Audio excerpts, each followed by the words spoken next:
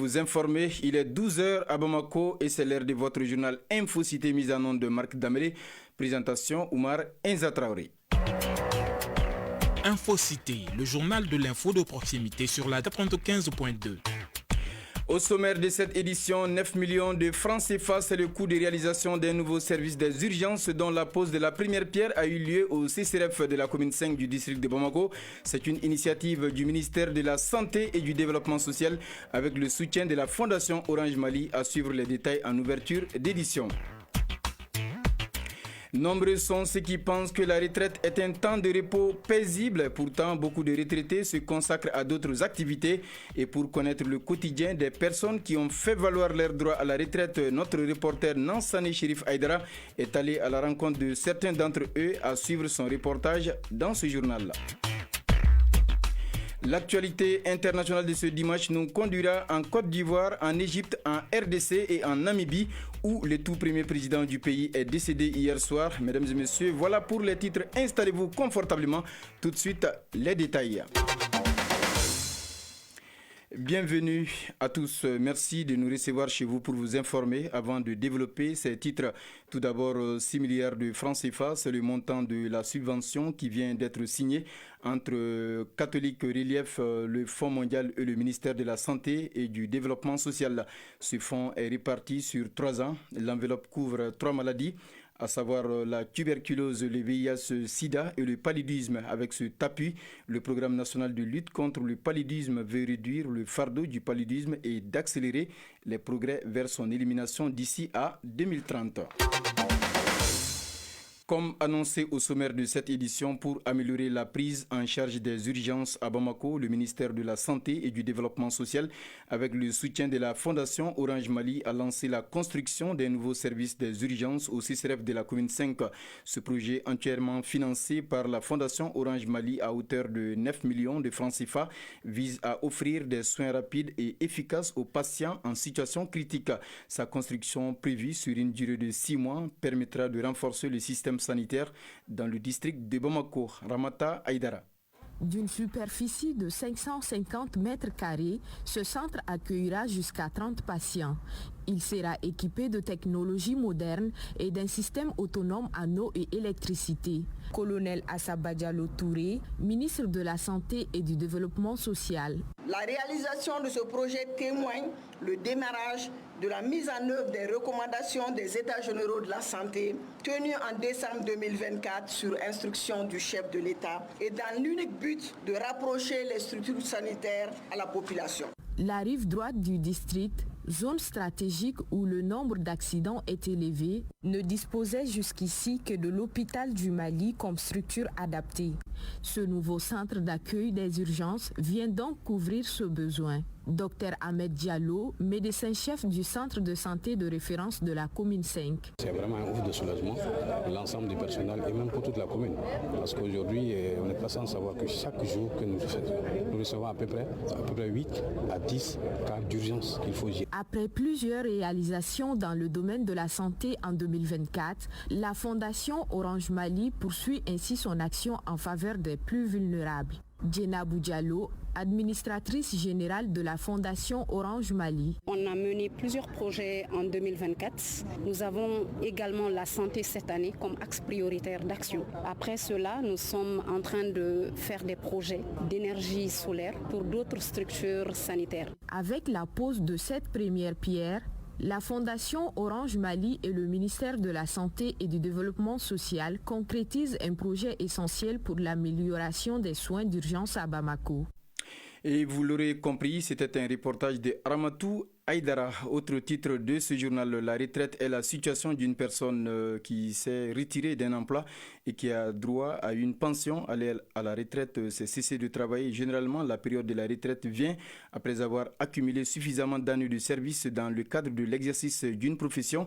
Si la retraite est souvent consacrée à des activités de loisirs, c'est aussi un temps pour se consacrer aux travaux champêtres. Notre reporter Nansane Chérif Aïdara est allé à la rencontre de certains retraités pour connaître leur quotidien, suivant son reportage. Les retraités sont des fonctionnaires civils ou militaires qui ont servi l'État pendant un certain nombre d'années et qui ont fait valoir leurs droits à la retraite. Ce temps de repos est une période où ils peuvent se concentrer sur leur bien-être personnel. Les activités exercées par beaucoup de retraités se résument à la mosquée, faire du sport, se rendre au grain pour causer ou discuter des sujets d'actualité ou même porter assistance à la nouvelle génération dans leur ancien service. Mamadou Chérif Haïdra, commissaire de police à la retraite. En cette période-là, je suis plus fréquent au champ. Ensuite, je vais au bureau parce que je suis le premier vice-président des fonctionnaires retraités de Ségou. De là, je rencontre les camarades pour discuter des problèmes, s'il y a des activités, s'il y a des événements, on en discute. Je vais aussi au grain, retrouver les camarades, prendre du thé avec eux. Le soir, je fais une marche de 30-40 minutes.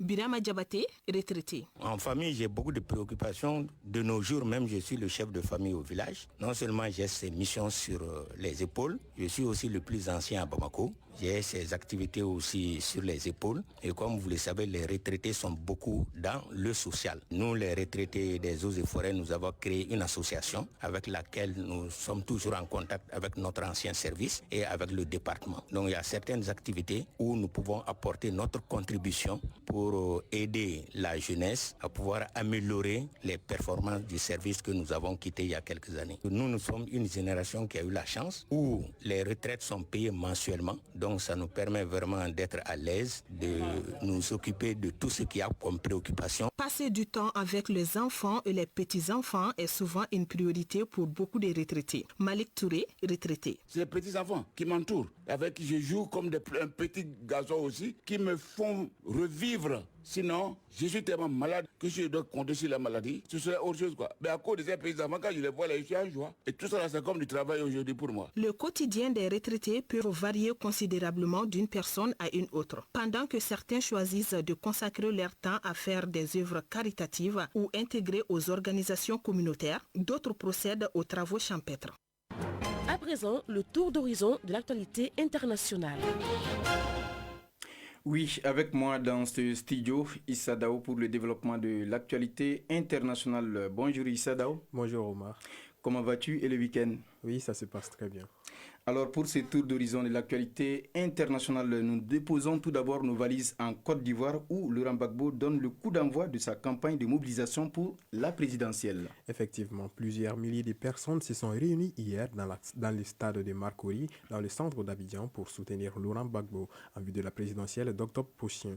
À un peu plus de 8 mois de la présidentielle en Côte d'Ivoire, Laurent Gbagbo, investi par son parti, le PPACI, malgré son inéligibilité actuelle, a donné le coup d'envoi de sa tournée de mobilisation intitulée Kokoko, qui est l'équivalent en français de Tok Tok Tok en Côte d'Ivoire, sur un terrain de football sablonneux. Omar Enza, direction l'Égypte, où le chef de la diplomatie est à Washington pour des entretiens avec les responsables américains. Oui, au même moment, le chef de la diplomatie égyptienne s'est envolé aujourd'hui pour Washington où il doit rencontrer de hauts responsables de l'administration Trump et des membres du Congrès, a indiqué le ministère des Affaires étrangères au Caire. Cette visite vise à renforcer les relations bilatérales et le partenariat stratégique entre l'Égypte et les États-Unis ainsi qu'à tenir des consultations sur la situation régionale. Selon le texte, par ailleurs, l'Égypte a aussi annoncé ce même moment que le 27 février prochain, un sommet des pays arabes doit se tenir. Donc, Issa, c'est tout ce qu'on peut retenir par rapport à ces dossiers. Au même moment, en RDC, des militaires sont accusés de commettre des exactions contre les civils à Bukavu. Exactement, Omar. En République démocratique du Congo, au moins 7 personnes, selon les gouverneurs, 9 selon la société civile, ont été tuées par des hommes armés vendredi dernier lors des scènes de pillage dans plusieurs villages au sud Kivu. Des cas de pillage ont également été signalés dans la ville de Bukavu hier. Des habitants pointent du doigt certains militaires des forces armées de la RDC et des combattants Wazalendo, en provenance des lignes de front, accusés de commettre des exactions contre les civils dans la région. Et pour terminer, le tout premier président de la Namibie, Sam Nujoma, fervent défenseur de la paix et donc s'est éteint à l'âge de 95 ans. L'annonce de son décès a été faite par l'actuel président qui a déclaré que sa mort est survenue hier dans la soirée après une longue hospitalisation. Surnommé le père de la nation, il a conduit la Namibie à la démocratie et à la stabilité après une longue période de domination coloniale par l'Allemagne et une guerre d'indépendance contre l'Afrique du Sud. Il a passé près de 30 ans en exil avant de rentrer au pays pour les élections parlementaires en 1989. Alors âgé de 75 ans, Sam Nujoma n'abandonne pourtant pas la politique jusqu'en 2007. Il reste le président de l'Organisation du peuple du Sud-Ouest africain qu'il a fondée en 1960. Par la suite, le père de la nation continuera d'apparaître lors des meetings de son parti.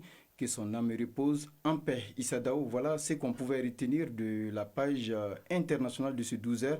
Un grand merci à toi. Merci. Retour ici au Mali, un mot de santé dans ce journal. Dans notre société, nombreuses sont les personnes qui sont attirées vers le port des gaines si elles le font pour diverses raisons. Cependant, même si le port des gaines a des avantages pour ces personnes, il faut aussi reconnaître que ce phénomène n'est pas sans inconvénients sur la santé. Kounandi Bamani pour plus de détails. De nos jours, il existe plusieurs types de gaines sur le marché. Cet outil thérapeutique ou esthétique est généralement porté pour affiner, sculpter ou soutenir certaines parties du corps. Moussa Diarra, kinésithérapeute à l'hôpital du Point G. On peut avoir des gaines postpartum pour rétrécir un peu le ventre. On peut avoir des gaines pour les sportifs, pour entraîner une hypersudation, donc entraîner une perte de poids plus rapide. On peut aussi avoir des corsets, des ceintures lombaires qui sont aussi assimilables à des gaines, mais qui ont une connotation beaucoup plus médicale, que nous on utilise surtout, on prescrit à nos patients qui ont des problèmes lombaires, qui ont des fractures vertébrales, qui ont des hernies discales, qui ont des douleurs au niveau du dos. On a aussi les body gainants qui sont une pièce intégrale et où tout le corps peut être enveloppé là-dedans. J'ai vu la publicité sur TikTok, j'ai aimé. Comme cette anonyme, nombreuses sont les personnes au Mali à utiliser les gaines afin de se sentir bien dans leur peau. Cela sans aucune prescription médicale. Mon choix s'est porté sur la gaine Terminator et je me sens bien dedans. Au Mali, quand on parle de gaine, beaucoup pensent automatiquement à une vendeuse. Fatmata Traoré, connue dans la vente des gaines de tout genre, dit collaborer avec les spécialistes pour satisfaire aux besoins de sa clientèle. Je reçois tout genre de clients. Certains viennent d'eux-mêmes, d'autres sont envoyés par des spécialistes et des coachs sportifs. Je vends presque toutes les catégories de gaines et je conseille aux clients de choisir les gaines selon leur morphologie. Ici, notre kinésithérapeute vient en appui à Fatmata en ajoutant que les gaines sont choisies selon les besoins. Toutes les gaines ne sont pas bonnes à porter, en tout cas pas pour tout le monde. Avant de porter une gaine, il est bon donc de s'assurer que la gaine que vous portez est adaptée à votre condition physique. D'après les spécialistes, médicalement, les avantages du port des gaines sont minimes par rapport aux inconvénients. Comme toute chose dans la vie, il y a toujours des avantages et des inconvénients. Bon, les avantages, c'est que quand vous portez la gaine, ça va sculpter, modeler votre corps, vous donner un effet amincissant immédiat, mais temporaire, et sous les vêtements. Du coup, ça va améliorer l'apparence de votre silhouette et puis vous serez plus à l'aise. Donc, ça va booster votre confiance en soi. Un autre avantage, c'est que les gaines peuvent aider à maintenir une certaine posture correcte, par exemple pour corriger certaines déformations du rachis, de la colonne vertébrale. Et les gaines peuvent être utilisées pour cela aussi. À côté de ça, il y a aussi des inconvénients. Les inconvénients, c'est que si la gaine est trop serrée, ça va vous donner des troubles, ça va comprimer certains organes, qui va vous donner des troubles digestifs, des troubles circulatoires, des troubles respiratoires et bien d'autres. Le port des gaines n'est pas une solution permanente au dire des spécialistes. S'il n'est aussi recommandé pour toutes les personnes, son utilisation devrait en principe être recommandée par un technicien.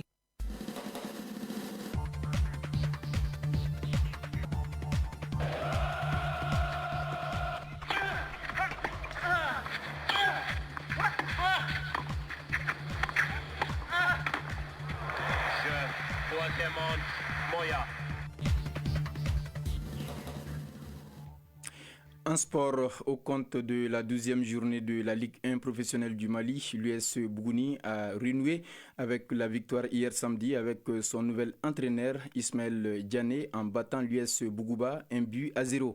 L'AS Riel et les 11 créateurs de Nyarela ont aussi gagné respectivement contre Afé 2-1 et Bakaridian 2-0. La 12e journée de la Ligue 1 professionnelle s'achève cet après-midi avec 2 rencontres FC Diara, Djoliba AC et Binga FC Stade Malien de Bamako. En basketball, la deuxième journée du championnat national de première division a pris fin hier samedi. Voilà l'essentiel de cette page consacrée à l'actualité des sports.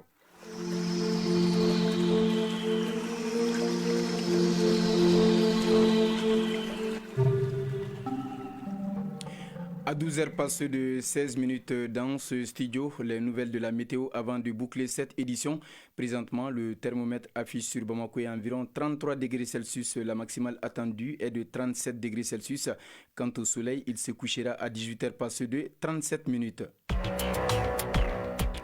C'est tout pour ce journal de la rédaction qui vous a été présenté par Oumar Enza Traoré, réalisation Mohamed Bari, Mamadou Doumbia, mise en onde de Marc Dambélé, mise en ligne Mohamed Koulibaly, coordination éditoriale Seydou Traoré Djefadjara. Un grand merci à tous ceux qui ont suivi ce journal à 18h. Vous serez en compagnie de Arounaki Adambélé pour la deuxième édition du journal Infocité. Passez d'excellents moments de radio en compagnie de nos programmes. La chaîne 2, 24 heures sur 24, la 95.2, à votre service. Voilà.